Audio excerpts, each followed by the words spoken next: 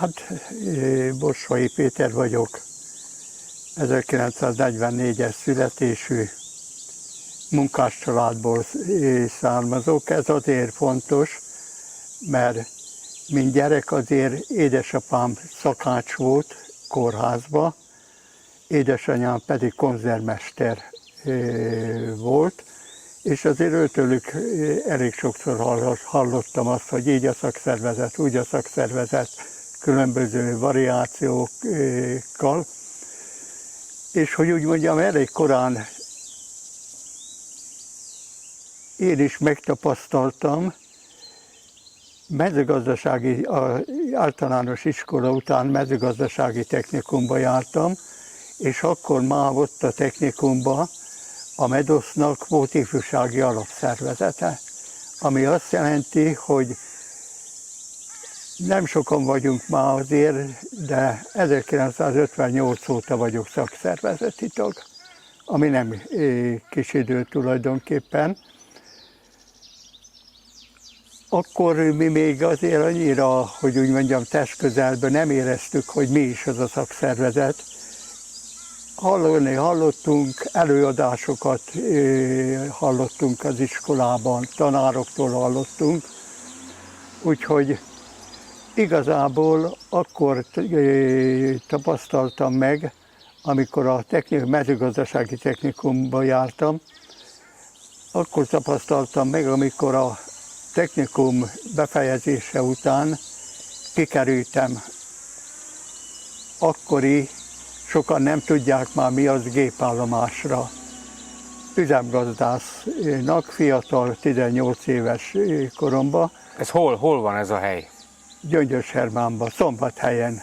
Ez a Szombathelynek egy külvárosában van, és a Vas megyében összesen akkor már csak 5 ilyen gépállomás működött, aminek közel 3000 tagja volt az 5 gépállomásnak, és hogyha bármi olyan dolog volt, munkaértekezletek, éves beszámolók, akkor ennek az 5 gépállomásnak a szakszervezeti tisztségviselői, munkásai összejöttek, és ott kaptuk meg a megfelelő ismereteket, hogy működött a cég, mit működött, mik az elvárások, mik szerepelnek az elkövetkezendő évben. Tehát egy ilyen, hogy úgy mondjam, tárgyalásos beszélgetések voltak ezek a dolgok. Mi volt az ön alapvető munkafeladata a gépállomáson? Én nekem a szombathelyi gépállomáson, mondtam, mikor végeztem, üzemgazdász voltam, ami azt jelentette, hogy volt 6 területi agronómus, akik akkor már voltak alakulóban termelőszövetkezetek, és ők tartották a kapcsolatot a termelőszövetkezetekkel. Termelőszövetkezeteknek akkor még nem voltak gépei, minden szolgáltatást a gépállomás végzett, tehát a szántástól a vetésig, az aratásig mindent a gépállomás csinált. Ez pedig úgy működött, hogy a téli időszakban TSZ-ekkel kötöttünk szerződéseket ezekre a munkákra. És ennek megfelelően osztottuk be a gépeket. Mekkora területen műveltek földet? Hát azt nem tudnám megmondani összességében, de akkor indulóban Szombathelyen és környékén, és a megyében, mert ez egy megyei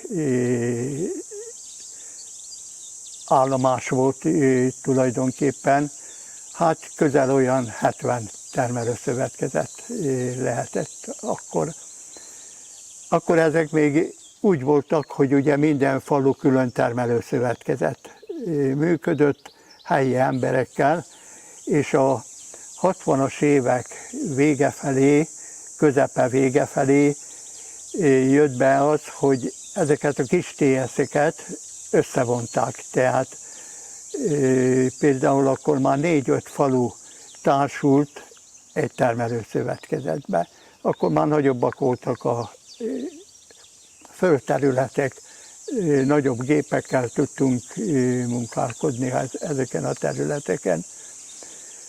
Aztán a 60-as évek, illetve a 70-es évek elején, olyan 75-76 körül jött egy olyan párthatározat, hogy a gépállomások megszűnnek, és a gépállomások tulajdonában lévő gépeket át kell adni a termelőszövetkezeteknek.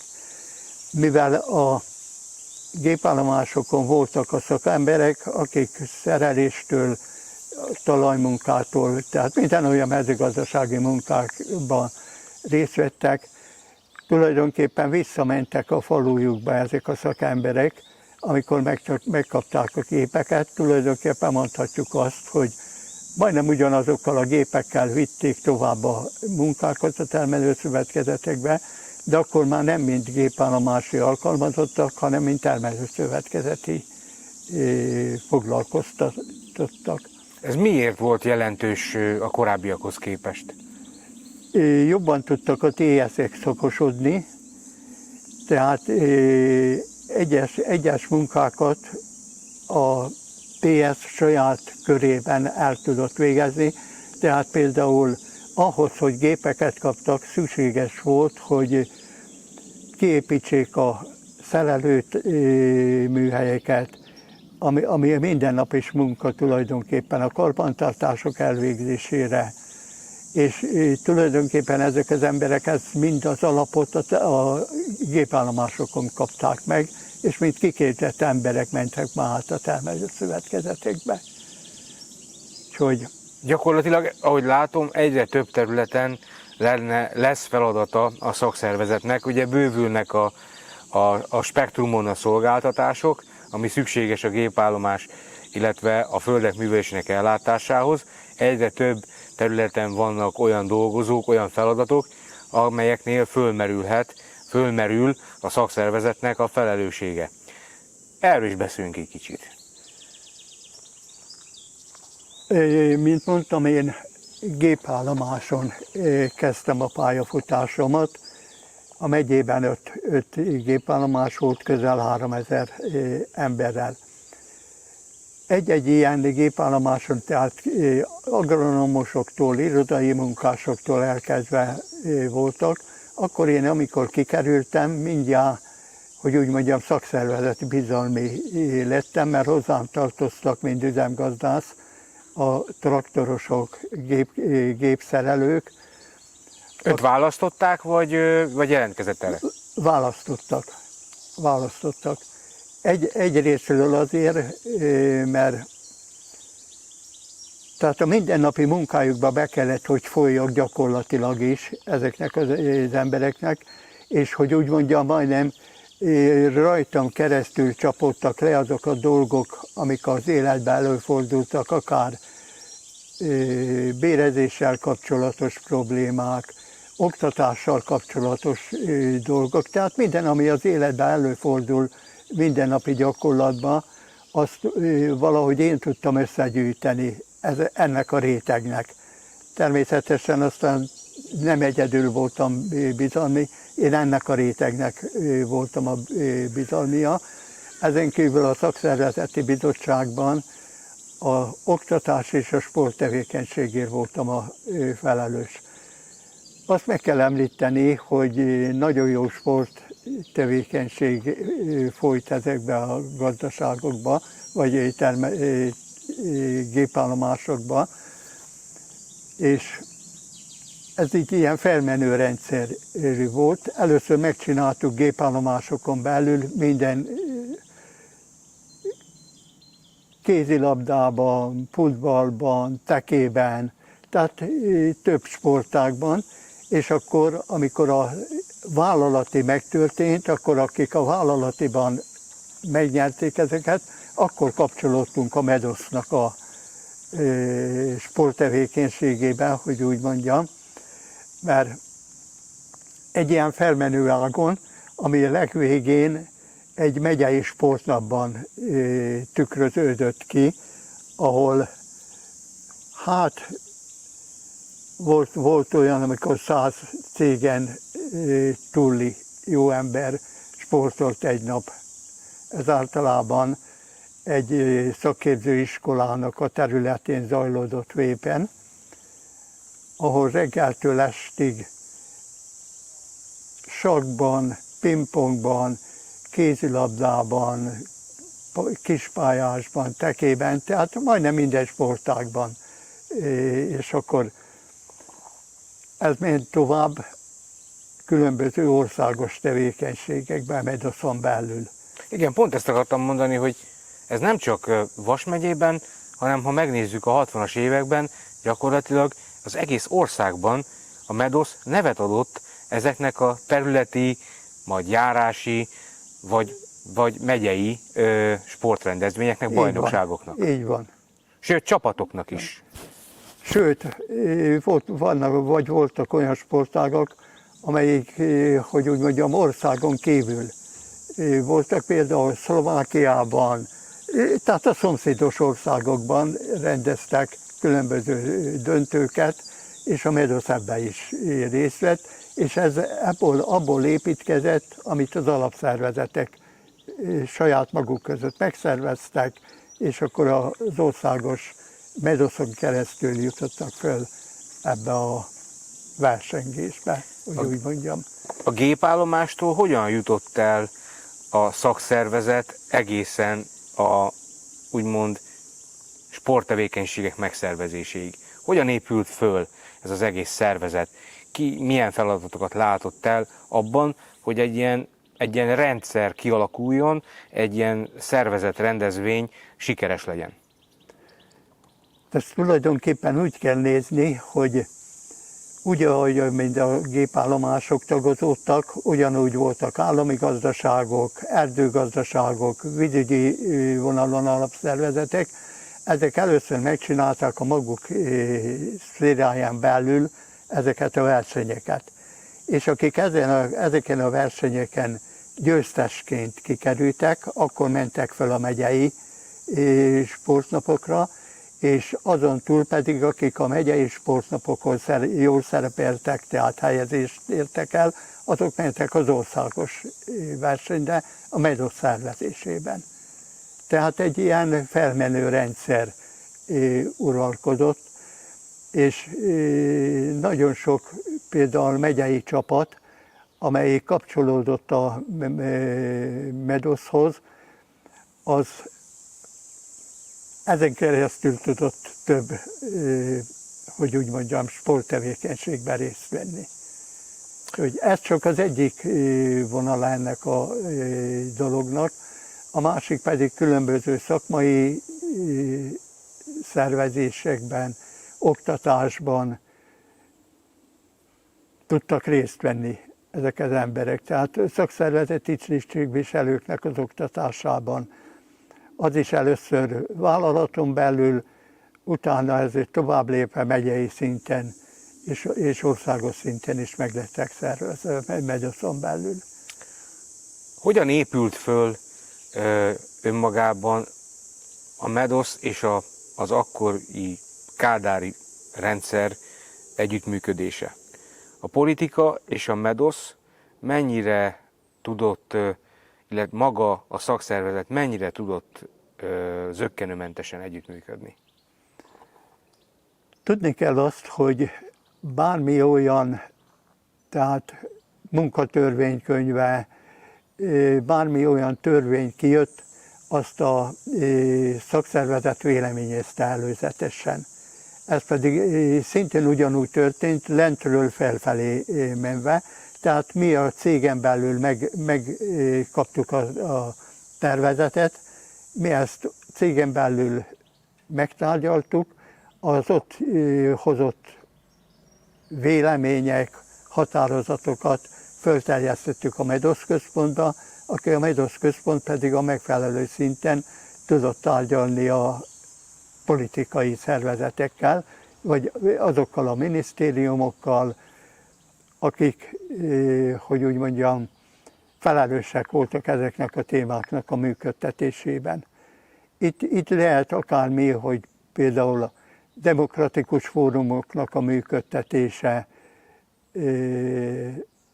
ez volt annak idején az egyik életbevágóbb, hogy úgy mondjam, ahol a demokratikus fórumoknak a működtetését kellett levinni egészen a dolgozóktól föl a vállalati csúcsig, és onnét a vállalati csúcstól a szakszervezeti alapszervezet továbbította a Medosz Központnak. Hogy nézett ki egy ilyen demokratikus fórum? Ma már ez egy olyan fogalom, ami szinte alapvetés. Akkor nem tűnt annak. Egy demokratikus fórum a Kádár rendszerben a Medosz támogatásával hogyan működött? Hogyan kell ezt elképzelnünk? Ezt úgy kell elképzelni, hogy először kaptunk egy tervezetet, hogy például a különböző fórumoknak a működtetésében, amiben leírták, hogy mit, hol, hogyan, milyen szinten, milyen összetételben kell megtárgyalni, ismertetni a dolgozókkal, és akkor ezt, mint ahogy az előbb mondtam, föl továbbítani a központban. Milyen témák merültek föl? Itt akár a bérezéstől elkezdve, milyen fórumokat kell megszervezni, bizalmi tanácsülés, szakszervezeti éves beszámoló, tehát különböző olyan szinteken meg kellett ezeket tárgyalni, amihez tulajdonképpen itt mondhatnám azt, menjünk vissza úgy, csak egy-két mondattal, hogy termelőszövetkezetekben nem voltak szakszervezetek. 1977-78-ban a pártbizottságok hoztak olyan határozatokat, hogy termelőszövetkezetekben is meg kell ugyanúgy tartani azokat a fórumokat, amely a dolgozók élet és munkakörülményekkel kapcsolatos témák felmerülnek. Itt akár a kollektív szerződés kötése, ugye, amit az egyik részről a szakszervezetek kötnek a gazdasági vezetéssel.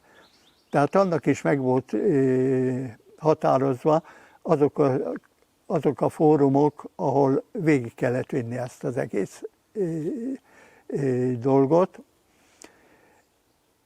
Ez egy politikai határozat volt, hogy termelőszövetkezetekben is végre kell hajtani ezeket a dolgokat. Úgyhogy... Milyen nyomás helyezedett a Medoszra politikai oldalról? Ebbe az üzem, vagy ezeknek a különböző, hogy úgy mondjam, témáknak a feldolgozására tulajdonképpen egy politikai határozat született, amiket a pártbizottságok a termelőszövetkezetekben lévő párttitkároknak, hogy úgy mondjam, is kötelezővé tették, hogy segítsék elő termelőszövetkezetekben a szakszervezeteknek a megalakulását. Ennek a segítségére a megyei szervezetek kaptak plusz létszámot, hogy ezt végre tudják hajtani. Mennyire ment ez zökkenőmentesen? Hát, hogy úgy mondjam, ahányféle helyszín, annyiféle probléma felvetődött. Például? Például az ottani párttitkárok még nem voltak benne annyira tapasztaltak, hogy hogyan kell ezt egyáltalán elővezetni, hogyan kell megszervezni, hogyan kell működtetni a termelőszövetkezetekben a szakszervezeteket, és ennek a segítésére voltunk ott a megyei szervezetek. Egy megyei szervezetben 4-5 ember dolgozott, és amikor ezt a termelőszövetkezetekben meg kellett szervezni a szakszervezeteket, erre kaptunk a Medosz Központtól plusz létszámot. Tehát, hogy elősegítsék ennek a folyamatnak a rendes végrehajtását. Tehát az ott felmerült problémáknak a megoldására. Milyen Milyen konkrét problémákkal kellett a MEDOSZ küldötteknek szembenéznie az adott helyszíneken, mondjuk egy gépállomáson? Milyen ügyekkel foglalkoztak? Tudunk-e konkrétumokat mondani? Mondjunk konkrétumokat. Minden olyan dologgal, ami tulajdonképpen a munkatörvénykönyve kollektív szerződésbe utalt. Munkaidő keret meghatározása, bérkeret meghatározása, különböző juttatásoknak a meghatározásait, gondolok arra, hogy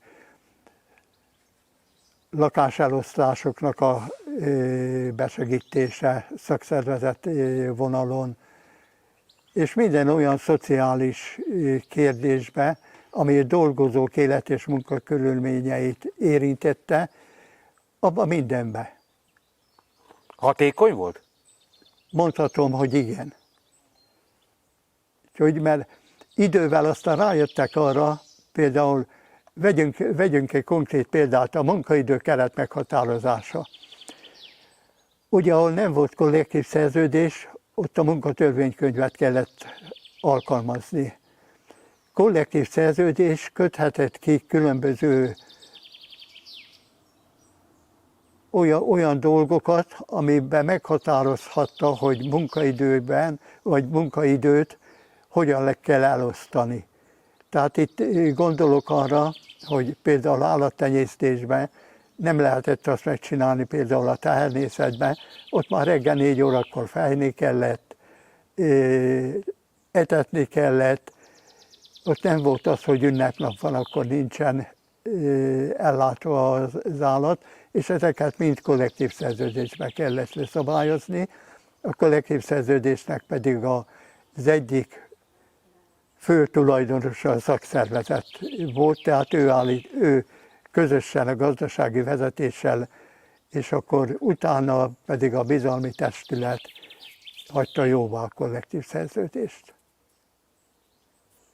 Nagyon fontos dolog az, amiről beszélünk, hiszen a munkavállalóknak, ahogy ön is fogalmazott, a munka és életkörülményei, szociális körülményei, lakhatási körülménynek a biztosítása, azért itt 1956 után egy komoly változás történik.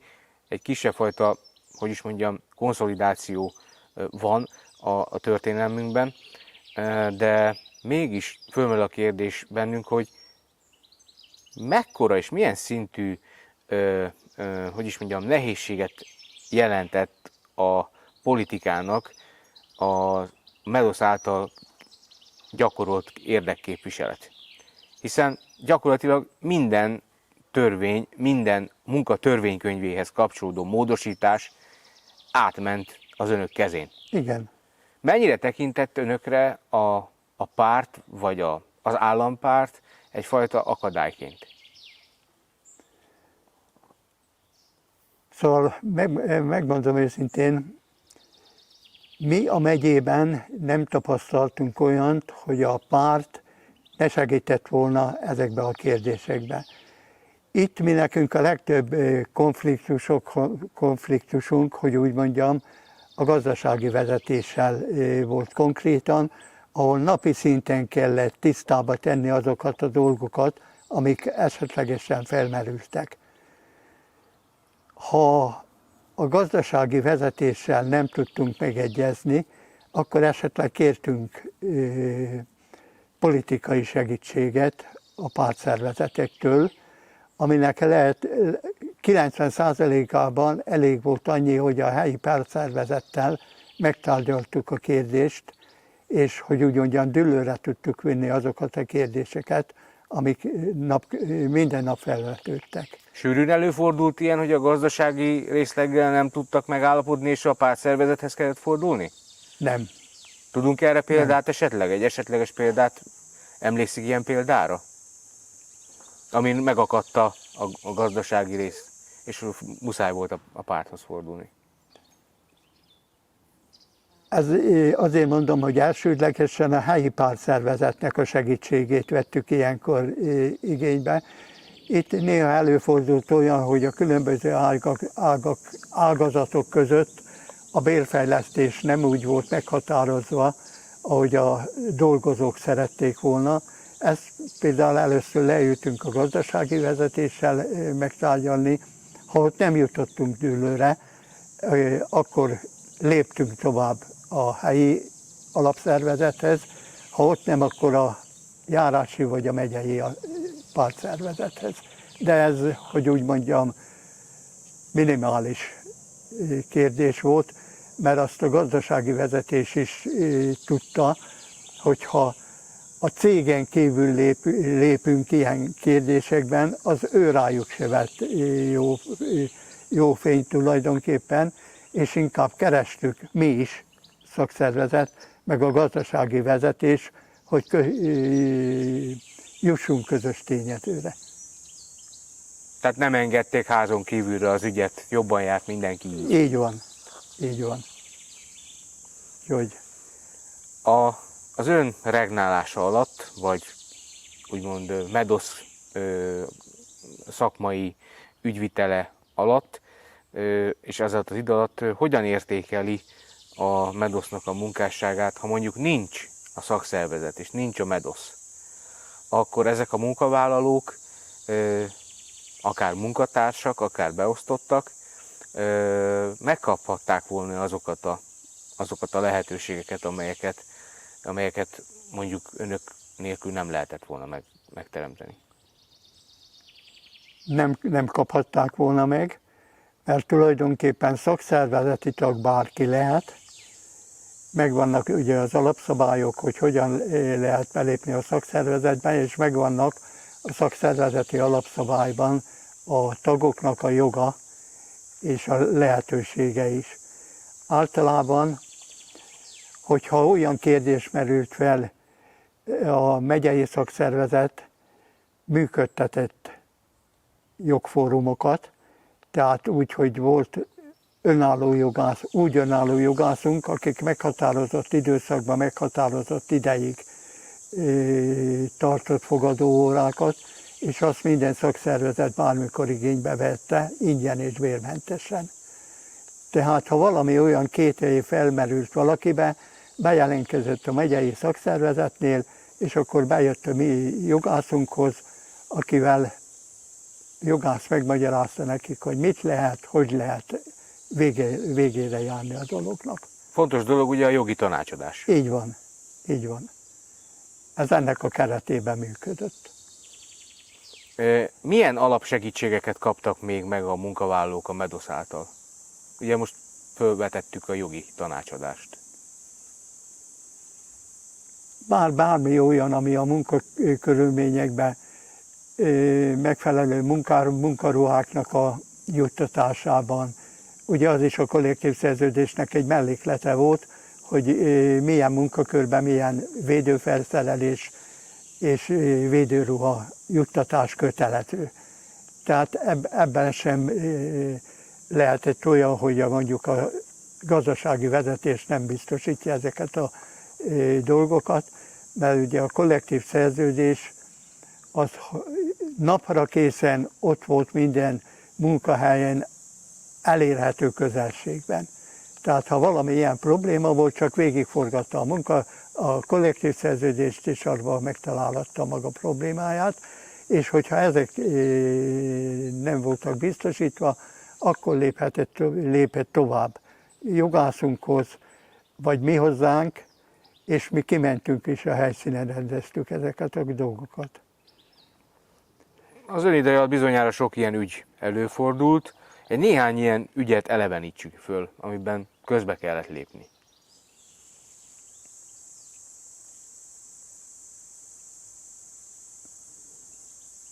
Most a mi általános dologban, akár a munkaidő meghatározása, mondom, ez is a kollektív szerződésnek a mellékleteként volt leszabályozva, meg hát olyan dolgok esetleg, hogy úgy érezte a dolgozó, hogy a túlórája nem rendesen van kifizetve, akkor mi ezeket felülvizsgáltuk jogásznak a segítségével. Én például mi nekünk a megyebizottságon, amikor én bekerültem 1974. december 1-ével, a megyebizottságra, akkor 4-en voltunk a megyebizottságon. Enyém volt a közvetlen közgazdasági dolgok, kollektív szerződés dolgok, akkor külön volt munkavédelem, és hát volt egy gazdasági felelős, aki az alapszervezeteknek segített dolgokat, hogyha valamilyen probléma felmerült. Úgyhogy, tehát a mindennapi munkával kapcsolatos bármilyen probléma felmerült, akkor a helyben a jó ember nem tudta lerendezni, akkor jött följebb ezekbe a fórumokra. Munkavédelem, munkahelyi baleset. Bizonyára fordult elő ilyen. Hogyne. Hogyan lépett fel a MEDOSZ egy munkavállaló esetében egy munkahelyi baleset kivizsgálása során? Az köztudott, hogy minden megyei szakszervezetnél működött bizottság, aki, hogyha valahol baleset volt, akkor a MEDOSZ munkavédelméssel karöltve vizsgálták ki a dolgokat, és ott, hogyha valami határozat született, azt a MEDOSZ-os munkavédelm is rendszeresen ellenőrizte, hogy be van-e tartva, végrehajtották-e a megyei munkavédelmi bizottságnak a határozatát, és ezekbe eljártunk. Úgyhogy, tehát mondhatnám azt, ami a dolgozók élet és munkakörülményével, a munkavégzéssel kapcsolatos bármi dolog előfordult, azt helyszínen rendeztük a gazdasági vezetéssel. És csak akkor léptünk tovább, mint ahogy az előbb is mondtuk, politikai szerveknek a segítségét kérve, hogyha nem tudtunk dőlőre jutni a gazdasági vezetéssel, de megmondom őszintén, erre nem is emlékszek, hogy is szükség lett volna. Mennyire tekintett önökre az adott vállalat, vagy cég, vagy termelőszövetkezet, vagy állami gazdaság? Mennyire tekintett a MEDOSZ-ra egyfajta küszöbként? Tekintette egyáltalán küszöbként a MEDOSZ-ra a munkavállalók irányába történő kommunikáció, vagy a munka végrehajtatása kapcsán?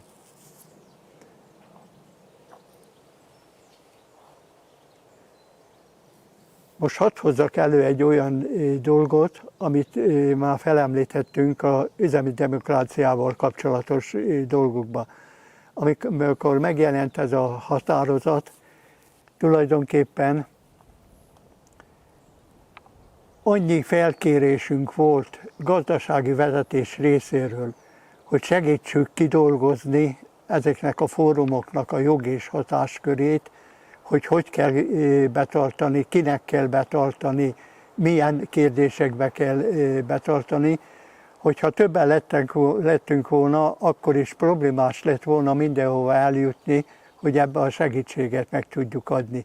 Tehát a gazdasági vezetés is, ha valami olyan dolog volt, nyugodtan mondhatom, hogy kellő partner volt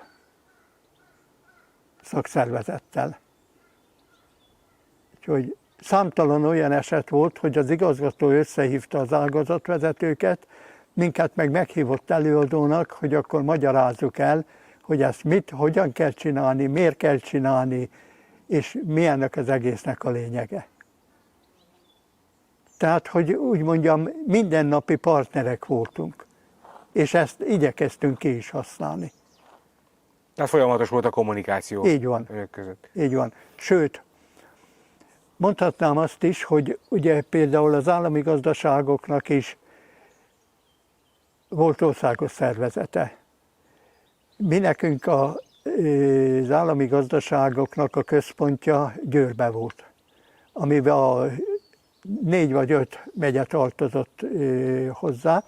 Hogyha ők tartoztak igazgatói értekezletet, mi ugyanolyan meghívottak voltunk, mint az igazgató, és ugyanúgy elmondhattuk a véleményünket, sőt, hogyha valami olyasmit tapasztaltunk, ami, hogy úgy mondjam, mi részünkről kétséges volt, hogy úgy kellett csinálni, ugyanúgy felszólalhattunk, ugyanúgy megbeszélhettük az ottani igazgatókkal ezt a kérdést, és ez már alapjában egy olyan alapot adott, hogy nem kérdőjelezték meg, hogy jogos-e vagy nem jogos a felszólalásunk. És ez tulajdonképpen több ilyen volt a vízügyi gazdálkodásnak, termelőszövetkezetek megyei szervezetei, tehát mindenhol voltunk, ahol a TSZ elnökök, különböző szakemberek vettek részt időlegesen a különböző értekezleteken, tehát egy azonos szinten mi már egy ilyen előre letisztított dolgot tudtunk a munkahelyen az alapszervezeteknek biztosítani. Azért ez fölveti azt a kérdést is, hogy egy ilyen sikeres és együttműködésben a munkavállalókért jól tevékenykedő szervezet van az adott munkahelyeken, akkor fölvetődik az a kérdés is, hogy hogyan alakult a szakszervezeti tagoknak a száma. Tehát ha én most egy ilyen jól működő szervezetet látok a munkahelyemen, akkor, és ezt látom, hogy az én érdekeimet szolgálja, akkor nyilván megfordul a fejemben az, hogy csatlakozzak ehhez a szervezethez. Az ön ideje alatt hogyan látta a szakszervezeti tagságnak az alakulását? Én megmondom őszintén, hogy én nagyon pozitívan értékelem. Sikerült mi nekünk kialakítani a gazdasági vezetéssel, a különböző országos szervezetekkel olyan kapcsolatot, hogy hivatkozhatunk arra, hogy ez nem, hogy úgy mondjam, nem a mi kitalálásunk, ezek mind a dolgozók érdekében vannak előre már lejátszva, hogy ne az ottani embereknek kelljen, hogy úgy mondjam, vitatkozni, meg ringbe szállni a gazdasági vezetéssel, és ezt érezték a dolgozók is. Hadd mondjak egy példát. A 98-as, 99-es években előjött egy olyan dolog, hogy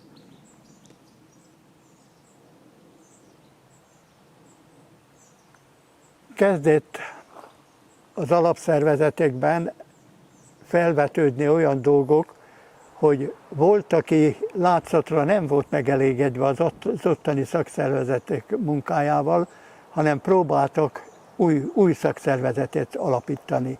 És ez nem biztos, hogy a MEDOSZ volt, amit alapítanak. Itt gondolok például arra, hogy az oktatás vonalán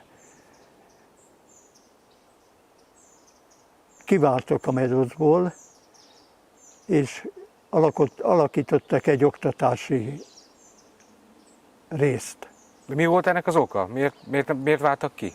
Azért, mert volt egy-két olyan jó ember, akit rendes szakszervezeti választásokon nem választottak meg, és erre ő csinált nem csak ő, hanem ő és a haverjai, tehát csináltak egy ellen szakszervezetet tulajdonképpen, ami továbbra is nem a MEDOSZ-ban működött, hanem egy teljesen önálló szakszervezetet. Most ilyen volt például vízügyi ágazatban.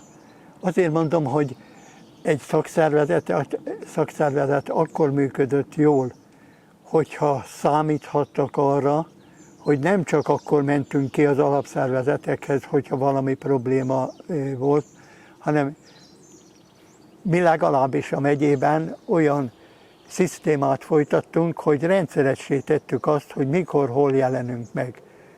Például a Kisbalaton építésénél több brigád is egymás mellett dolgozott, és ott központilag irányítva alakult szakszervezet, egy másik szakszervezet.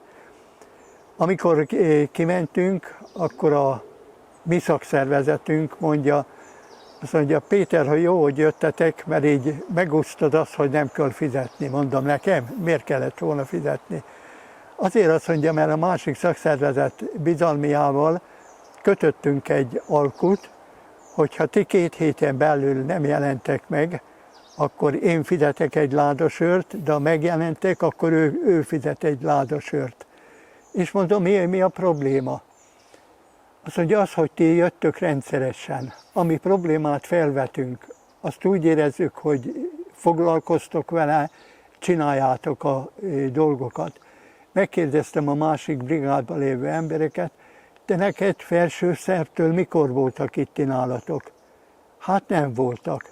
Akkor mit akartok? Ha neked valami problémád van, mit kell csinálnod? Hát be kell mennem a központba és megpróbálni elintézni. Na látod, ez a különbség. Mi nekünk nem kell bemenni, mert helybe jön a medosz. Rá körülbelül 2 hét múlva hív telefonon a bizalmunk, azt mondja, Péter, győztünk. Mondom, hogyan győztünk? Azt mondja, másik brigádnak a fele átjelentkezett medoszosnak. Mert érezte, hogy a mindennapi problémája kézbe van tartva, és le van neki rendezve. Hogyan? És ez csak emberi kapcsolatokon keresztül működhetett. Tehát nőtt a létszám, a szakszervezeti Igen. létszám. Igen. Hogyan fejezték ki az emberek a hálájukat a szakszervezetnek? Azon túl, hogy természetesen tagdíjat fizettek. Persze. De persze.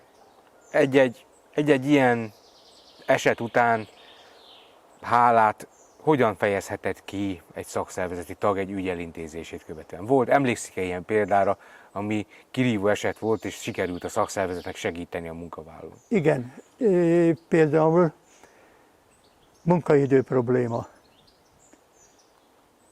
Ugye a munkatörvényen kívül csak a kollektív szerződés határozhatta meg a munkaidő beosztást. Amiben, hát az természetes, ahol állattenyésztés volt, hát ott dolgozni kellett ünnepnap is, tehát nem lehetett az állatokat kaja nélkül hagyni, meg ilyesmit. És azért a külön munkáért nem minden esetben azt kapták meg, ami a kollektív szerződésben le volt szabályozva. Erre mi volt? 5-6 jó ember kilépett a szakszervezetből. És amikor elintéztük, hogy visszamenőleg megkapják azt, ami a kollektív szerződésben le van szabályozva, 1 héten belül visszaléptek a szakszervezetbe. Ez szerintem a legjobb mérce, hogy meg vannak-e elégedve a szakszervezeti munkával, vagy nem. Tehát, hogy nem csak egy gumi szervezet mondhatni, hanem valós érdekvédelmi szervezet. És akkor ők gyakorlatilag akkor hirtelen nem érezték azt, hogy a medosz ernyője az rájuk is vonatkozik, viszont amint ezt sikerült elintézni, akkor ők visszaléptek a szakszervezetbe. Azért mondom, ez, hogy úgy mondjam, olyan emberi kapcsolatokat sikerült kialakítani, és ne nagy képűségnek tűnjön ez a dolog, de gazdasági vezetéssel, szakszervezeti tisztségviselőkkel sikerült olyan, mondjam azt, hogy néhány helyen még baráti kapcsolatot is kialakítani, ami hogy úgy mondjam, megbíztunk egymásba. És ennél nagyobb, hogy úgy mondjam, ténye nincsen, mint hogy visszalép, hogyha valami problémája van, hirtelenjébe kilép, mert úgy érzi, hogy őt átverték, de amikor le lett rendezve a dolga, akkor visszalépett a szakszervezetbe. Hogyan élték meg önök azt például, hogy egy ilyen csoport hirtelen egy ilyen eset kapcsán kilépett a szakszervezetből? Mentek utánuk? Próbálták a helyzetet valahogy finomítani? Mennyire volt ez érvágás a szakszervezetnek, hogy egy 6-7-8 fős csoport, akik korábban letették a voksukat a szakszervezet mellett, azt mondták erre, hogy nekünk nem kell ez tovább?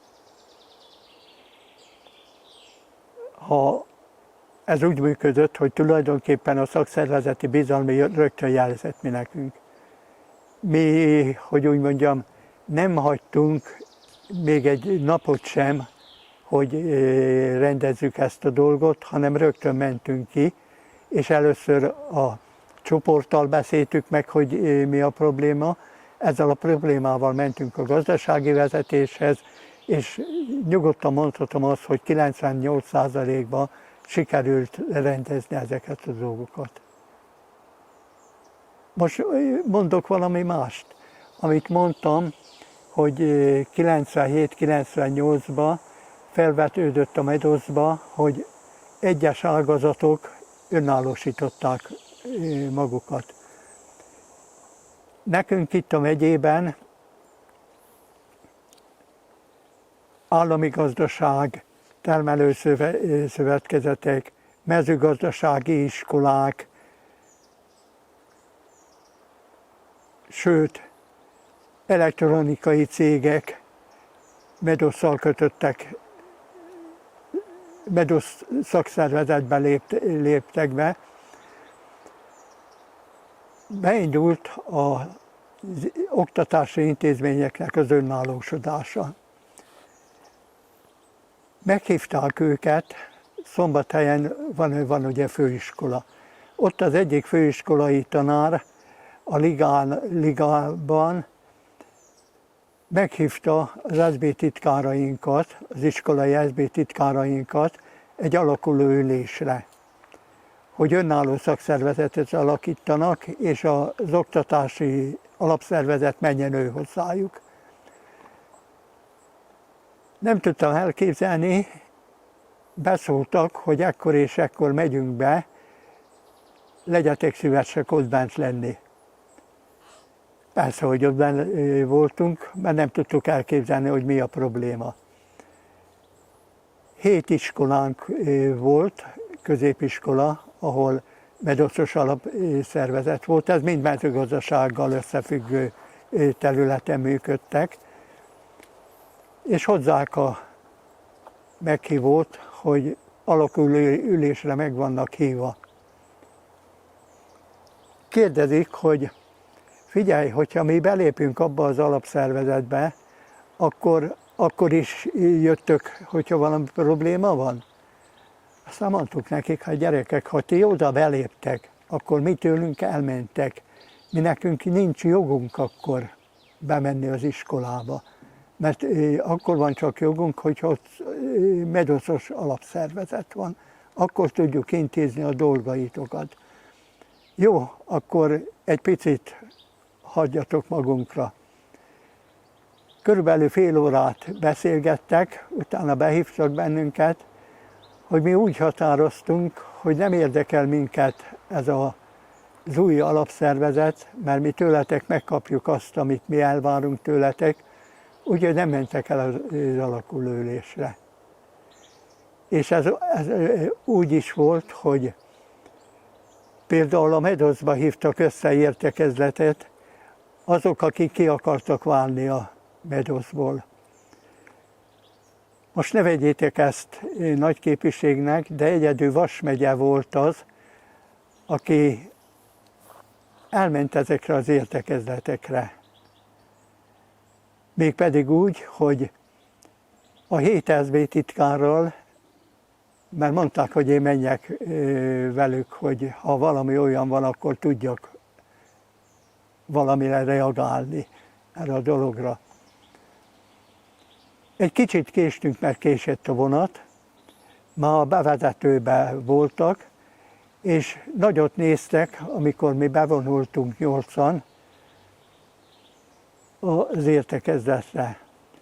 Az elnöki asztal összebújt, és elkezdtek egymás között tárgyalni. Az egyik SB titkára megszólal, azt mondja, figyeld, tudod most mit tárgyalnak? Az, hogy téged hogyan küldjenek ki. De azt mondja, ne szólj be, ha téged ki akarnak küldeni, akkor mindenki megyünk. És Vas megye volt szerintem az a megye meg régió, ahol alapjában csinálba folytottak minden ilyen kezdeményezést. Tehát a kizárást, vagy kitoloncolást, vagy mondhatni az ügyből való tényleges kizárást nem engedte maga a Medosz sem. Igen, igen. De mégis a Medoszon belül is voltak ilyen különböző ágazatok. Oktatás, kutatás, állami gazdasági, termelőszövetkezeti ágazat. Tehát ilyen szakmanként voltak különböző ágazatok. Ez nagyságrendileg országosan hány ember munkáját jelentette a Medoszon belül? Ez a rengeteg ágazat. Nagyságrendileg. Na most azt próbálom. Körülbelül a Medosz központban lehettek olyan 30-an. És akkor így oszlottak ágazatonként. Igen, igen. A megyében pedig 5-en voltunk, már amikor a TSZ-ek is megalakultak, ugye, mert az, mint mondtam, az a megyében egy 70 plusz alapszervezetet jelentett. Arra kaptunk egy plusz embert. Én megmondom őszintén, hogy én a gépállomásról, mint mondtam, 74. december 1-ével jöttem el, de ha nem úgy alakult volna a gépállomásoknak a helyzete, ahogy alakult, mert a gépállomás, amikor át kellett adni a gépeket a termelőszövetkezeteknek, akkor átalakult gépjavító és gépgyártó vállalattá. Tehát az összes TSZ először odaholta be, hogyha valami gépjavítás volt, vagy valami ilyesmi. Rá egy évre átvette az egész céget a Horváth Ede-féle cég, a győri Horváth Ede-féle cég, és mindenki ment oda, ahova tudott. Mert ugye megszűnt az az ágazat, a termelőszövetkezetek kezdtek kis műhelyeket összehozni, tehát összeállt 5-6 termelőszövetkezet, és csinált egy javítóműhelyt, az már nem hozta be a nagy gépállomásra a gépét javításra, hanem saját maga megoldotta ezt a kérdést. A megyében egyedül a vízügyi ágazatban volt olyan, mondom, hogy kiléptek a Medoszból, de szép lassan, nem az egész, de a javarésze szépen visszavándorolt a Medoszba. Az akkori tagdíjakról is beszéljünk egy kicsit, hiszen nyilvánvalóan az embereket ez érintette. Ha mondjuk a fizetésükhöz mérten kell nézni a tagdíjat, akkor nagyságrendileg milyen összeget tud megnevezni mondjuk a 60-as években? Mekkora mértékű tagdíjat fizettek a szakszervezeti tagok? Hát egy traktoros, aki jól keresett, az olyan, mert ugye a bruttó fizetésnek ez 1%-a volt, vagy meg most is a szakszervezeti tagdíj. Hát mit mondjak, egy jó traktoros keresett mondjuk annak idején, egy olyan 60-as évek elején egy olyan 2-3 ezer forintot. Akkor annak az 1%-a. És ezekből országos szinten összegyűlt akkora összeg, hogy megfelelően tudott belőle gazdálkodni a szakszervezet? Igen, igen.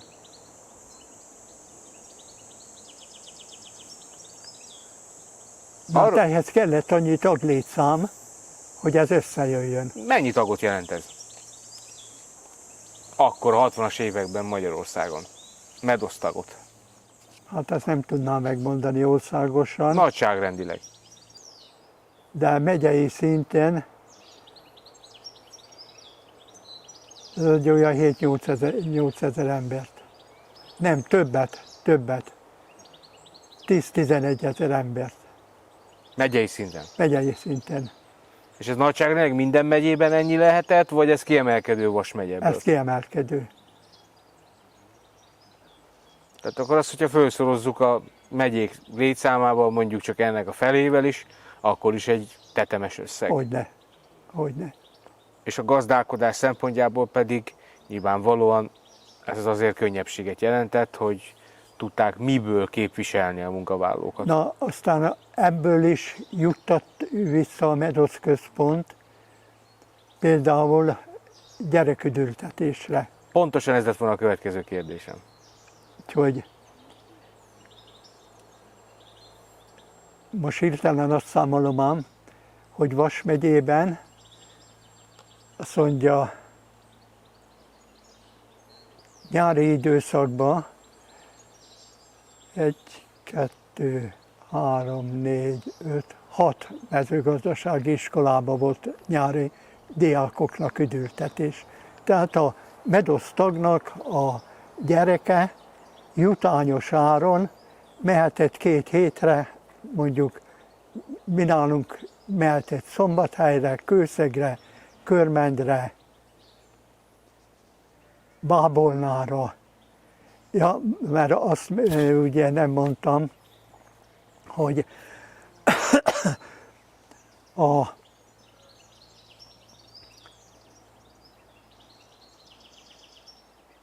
...90-es évek után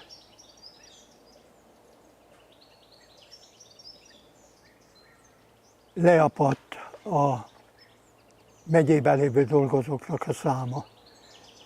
Mert ahol leapadt annyira a szakszervezeti tagság, ott hát ugye nem volt szükség annyi emberre, hogy aki rendezze a dolgokat.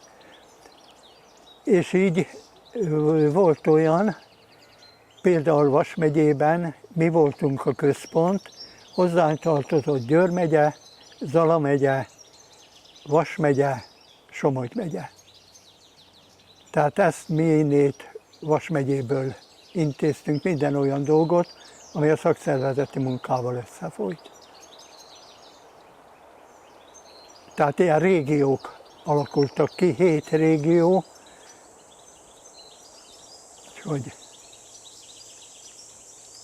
Mi okozott ebben igazából nagy törést, mondjuk a taglétszámot tekintve? Nyilvánvalóan, ahogy közeledünk a Kádár korszak végéhez, önmagában a rendszerváltozás bizonyára a privatizációval azért ezt jelentősen átformálta. Hogyne, éppen ez a rendszerváltás.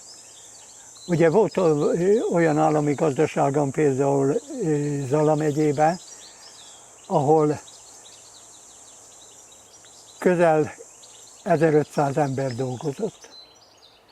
Rendszerváltás után ez az 1500 ember helyett 60 ember dolgozott. Megszüntették az állattenyésztést, növénytermesztésre álltak át, ahol gépekkel meg tudtak mindent csinálni, és nem kellett ennyi ember.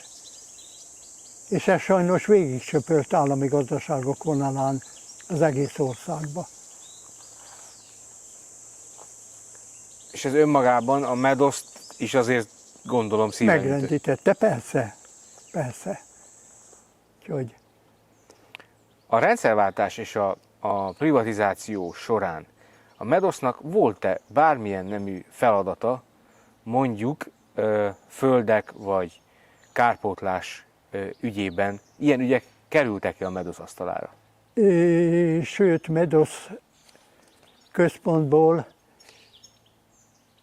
voltak ezekben a bizottságokban, akik intézték ezeket a dolgokat, és hát mi részünkről próbáltunk menteni, amit menthető, hogy a privatizáció hogyan alakuljon, mint alakuljon, de meg kell mondani, hogy nem sok eredménnyel. Mert mit tudtunk volna csinálni egy olyan gazdaságban, amit az előbb is mondtam, ahol volt közel 2000 ember, megszüntettek minden olyan ágazatot, ahol emberi szükségletre lett volna szükség, megfelelő technikával létszámmal el tudták végezni azt a munkát. Mikor járt taglétszám csúcson a MEDOSZ? Mondjuk 1950 és 1990 között.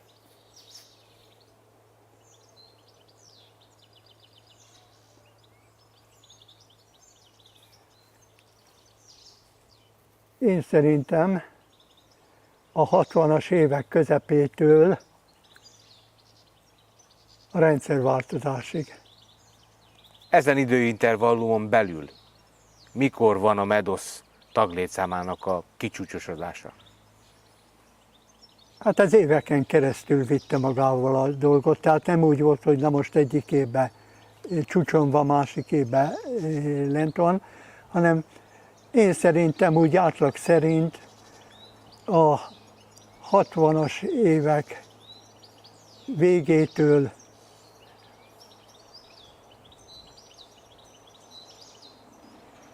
a rendszerváltozásig. Addig szerintem egy stagnáló állapot volt. És akkor jön a rendszerváltozás, jönnek az átmeneti évek, és hogyan szervezi magát újjá, vagy hogyan éli ezt túl a MEDOSZ? Milyen stratégiát dolgoz ki a folytatásra?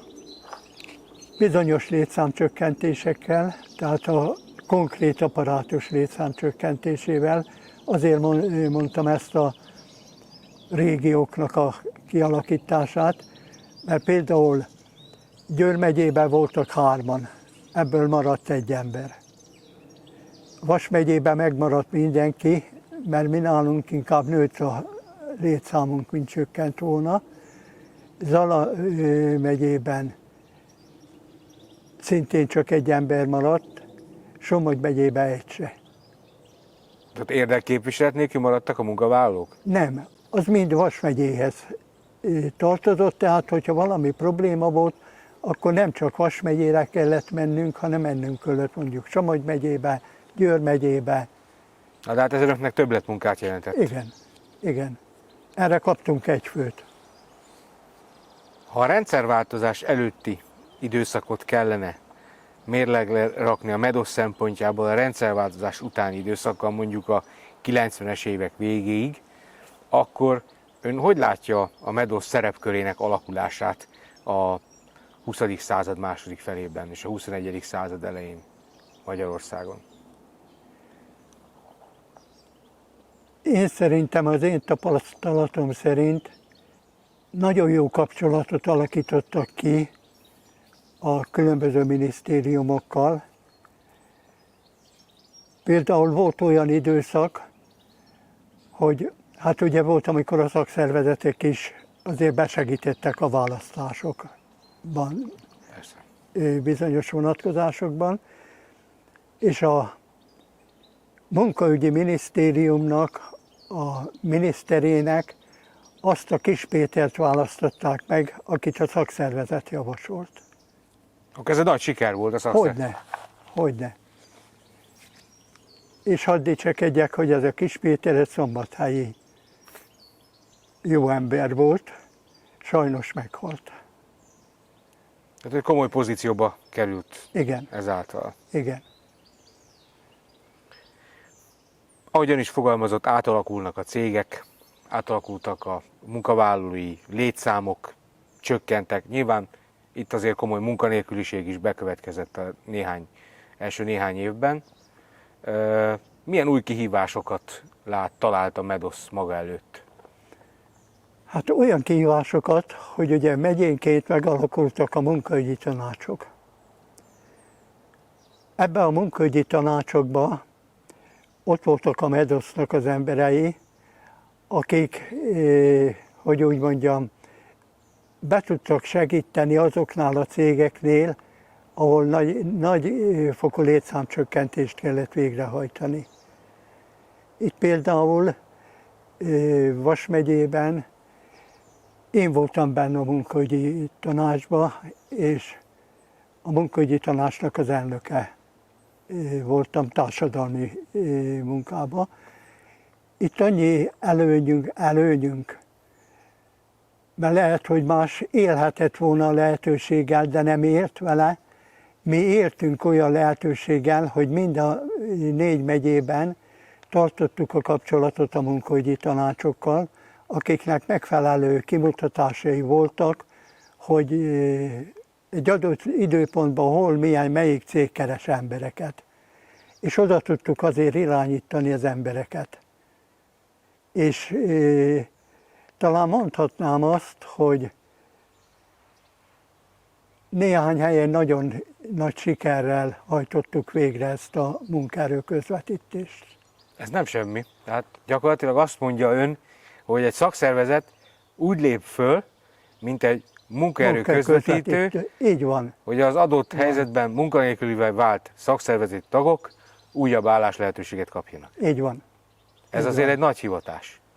Úgyhogy. És ez tulajdonképpen másban is megmutatkozott, mert például a iskoláknak volt egy úgynevezett pénzügyi alapjuk, amiket meg lehetett pályáztatni. Tehát a munkaügyi hivatal kiírt pályázatot kimondottan iskolák részére, hogy eszközbeszerzésre, különböző lehetőségekre lehetett pályázni. Most ebben a bizottságban is benn voltunk, és természetesen amennyire tudtunk, a saját iskoláinkat orientáltuk. Nem erkölcstelenül, mert egy bizottság mondta ki a végső szót, hogy melyik iskola mennyi pénzt kap ebből az alapból. Tehát menedzselték a saját iskoláikat. Így van. Ez alapvetően azt gondolom, hogy nem. Tehát hogy mondjam, ez egy nagyon pozitív dolog volt, hiszen gyakorlatilag mindent megtettek ebben az érdekképviseletben is, hogy az adott iskola alapja olyan az önök iskolájához kerüljön. Itt például, ha példát akarok mondani, például a VPNS szakmunkásképző iskola ráállt a savanyúságok gyártására, amihez elég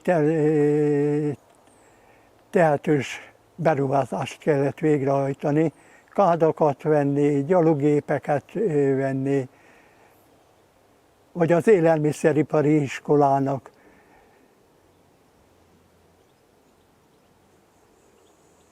kellett venni, az, hogy tovább tudjon fejlődni, kemencéket kellett neki venni, hogy különböző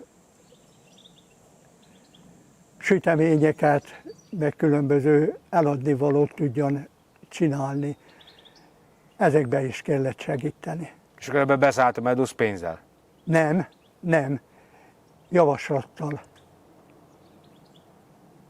És általában elég jól jöttünk ki ezekből a tárgyalásokból is. Egy ilyen javaslattétel egy kemencevásárlás esetében ez hogy nézett ki? A Medosz részéről. Úgyhogy konkrétan ott voltunk, amikor eldőltek ezek a dolgok, és meghatároztuk, kimentek a pályázati felhívások.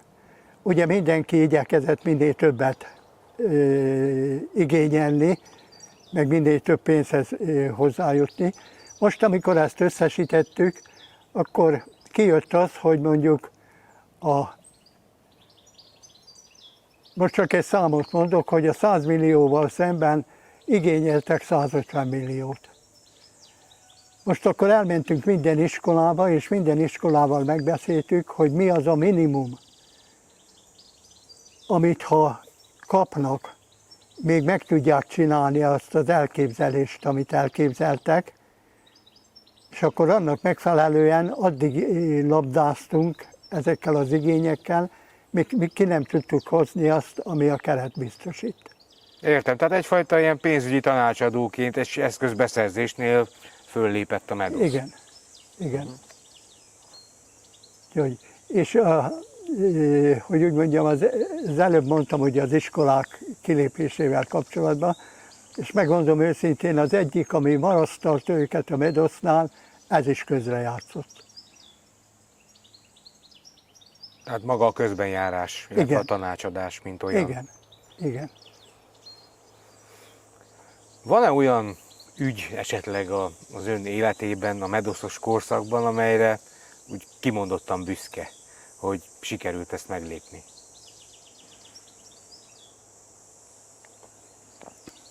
Megmondom őszintén, egy nagy lépés volt, egy asztalos üzem. Rönökön, ahol dolgozott 170 ember. És ugye üzemek is pályázhattak eszközbeszerzésre. Most ők egy olyan gépet akartak megvenni, ami elég jelentős volt anyagilag, de hogyha nem tudják megvenni, akkor a dolgozóknak 40%-át el kellett volna küldeni. Úgy sikerült játszani, idézőjelbe, meg ez olyan területen volt, ahol különben is elég nagy volt a munkanélküliség, tehát a területi munkanélküliség, és a cég, egy osztrák cég volt ez, kötött a munkaügyi hivatallal a mi közbejárásunkra egy olyan szerződést, hogyha egy bizonyos hányadába beszáll a munkaügyi központ, akkor nem küldenek el egy ember se, sőt 20 emberrel bővítik a létszámokat. Ennek az üzemnek a vezetője egy fiatal srác volt, egy olyan srác, akinek az édesapjának Ausztriában egy elég nagy asztalos üzeme van, még mindig. 3 gyereke van neki, a másik 2 Ausztriába kapott egy gyárat, ez a srác, a legkisebbik, ezt a Rönöki gyárat kapta meg. Mikor a munkaügyi központ beszállt neki, hogy a gépet meg tudják vásárolni, és még plusz embereket felvett ez a jó ember, az apja lejött Szombathelyre, bejött a Medoszba, és megköszönte, hogy őnek ilyen szakszervezet kell. Sikerült megmenteni az embereket? Ja. És nem, hogy el kellett küldeni embereket, hanem még vett fel embert cégéhez. Ez egy olyan, hogy mondjam, szívmelengető volt. Ez maga a szakszervezet. Igen. A humanitárius segítség. Úgyhogy, Munkanélkül maradtak volna ezek az emberek valószínűleg. igen, igen. Úgyhogy másik meg, mint mondtam, a munkaügyi tanácssal olyan emberi kapcsolatom volt, hogy számtalan helyre maga az igazgató kijött velem, ahol azt mondtam, hogy probléma van, valamit kellene nekik segíteni, kijött velem, hogy körülnézzen, hogy a cégnél mi a helyzet. Hát volt szava? Igen, igen.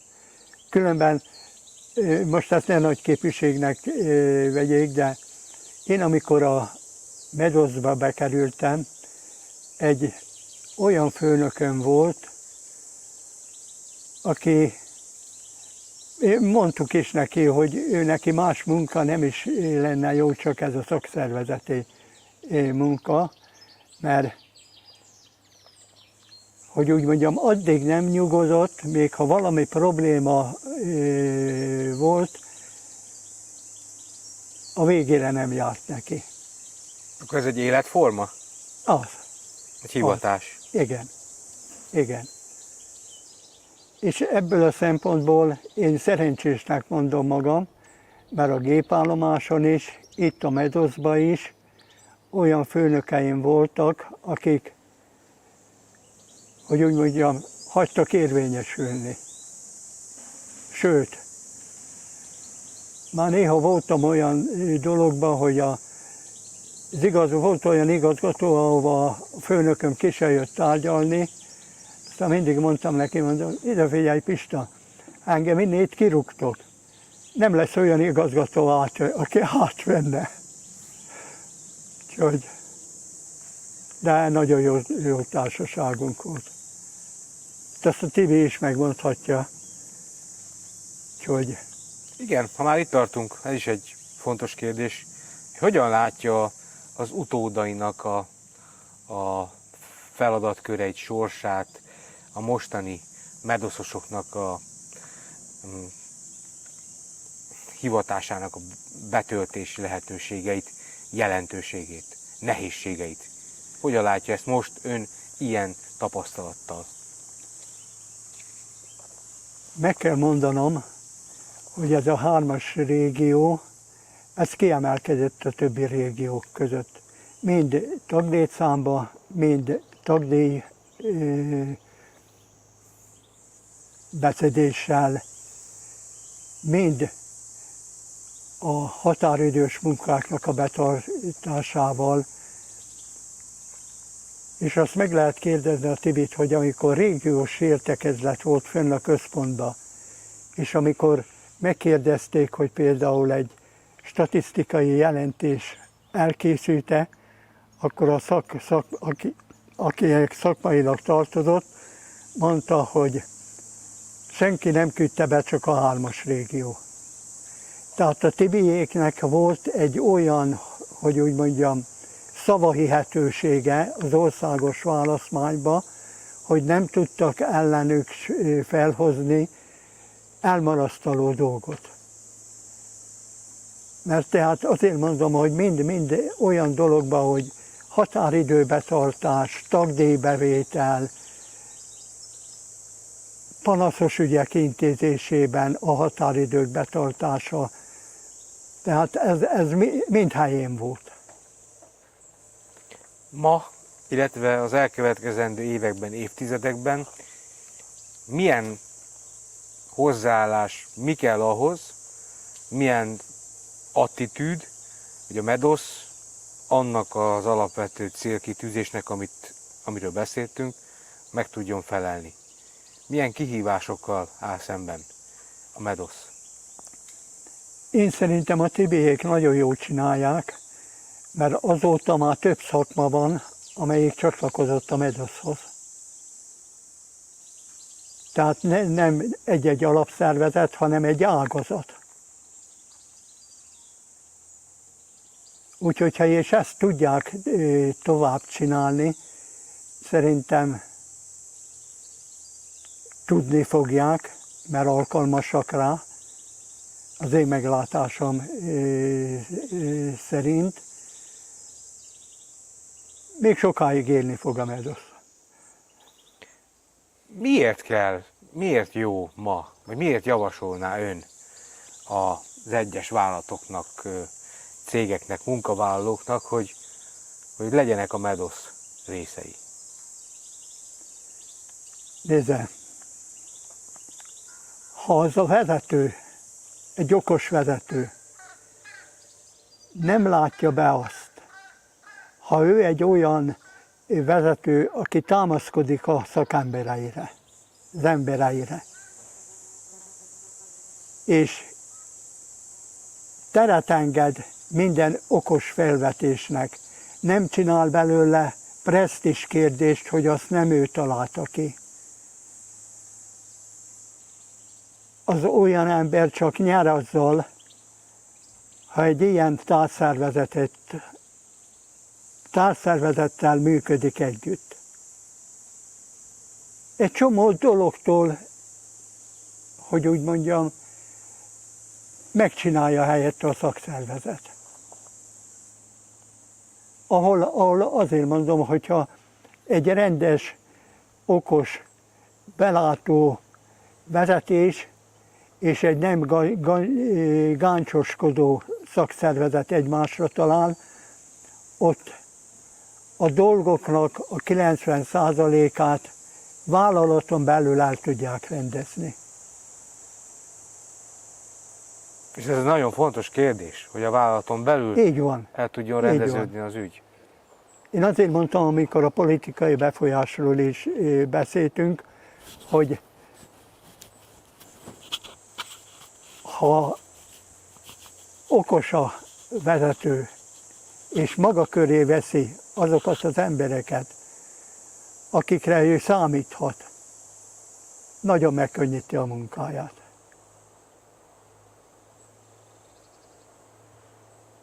Van-e olyan jelmondata, gondolata, esetleg idézete, ami hát igazán a MEDOSZ célkitűzéseinek vagy hivatásának gondol így az interjú végére?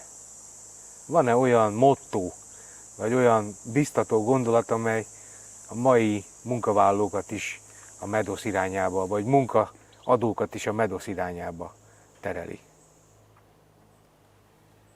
Bízni kell az emberekbe, és bármilyen felvetés eljut a vezetőhöz.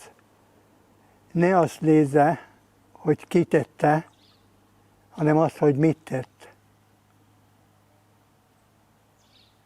Mert annak az embernek sem mindegy, hogy milyen cégben dolgozik, milyen jövője van a cégnek, és hogyha mind a ketten, tehát a szakszervezet is, meg a gazdasági vezetés is egy irányban ténykednek, akkor nem lehet probléma.